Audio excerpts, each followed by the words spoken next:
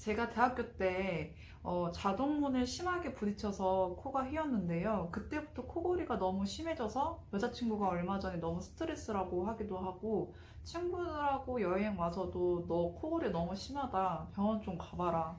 라고 했다고 하네요. 혹시 다쳐서 휜 코 수술 비용은 얼마 정도 할까요? 라는 질문입니다. 음, 그게 이비인후과적인 그 코 안에 문제가 생겼을 때는 거의 200만 원 언더로 병원마다 다르고 테크닉마다 다르지만 아무리 비싸도 200만 원 언더로 우리가 치료가 되고 이거는 100% 병적인 원인으로 치료하는 거기 때문에 이제 실비가 있으면 이제 다 커버가 되겠죠. 근데 이제 아까 외상으로 부딪혔다 그랬잖아요, 어릴 때요.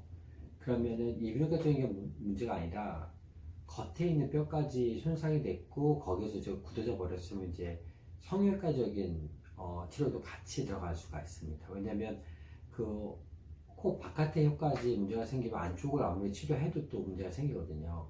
그런 경우는 이제 이비인후과적인 치료 수술 비용과 성형외과적인 치료 비용이 합하게 되겠죠.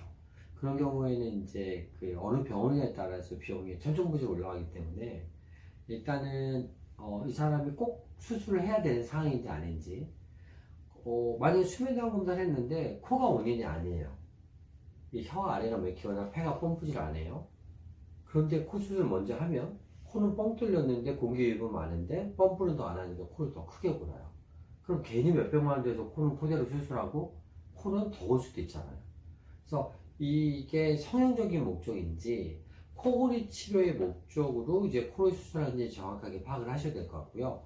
코골이 치료 목적으로 만약에 코 수술을 하고 싶다 그러면 일단 수면장 검사 먼저 해서 이게 무호흡이 있는지 없는지 확인하고 무호흡이 있으면 원인이 코인지 목젖인지 현재 기도인지 원인부터 정확히 파악을 하셔야 돼요. 근데 생각보다 코가 원인이 아니라면 코를 먼저 수술할 필요는 없겠죠. 근데 코가 거의 원인이라고 그러면은 이제 코를 이비인후과적으로만 치료해야 되는지 이비인후과 플러스 성형외과적으로 치료해야 되는지 생각을 해야겠죠. 근데 요즘 성형외과 쪽에서 이비인후과 선생님 같이 치료하는 병원도 있고요. 이비인후과 병원에서 성형도 같이 하는 병원도 또 있습니다.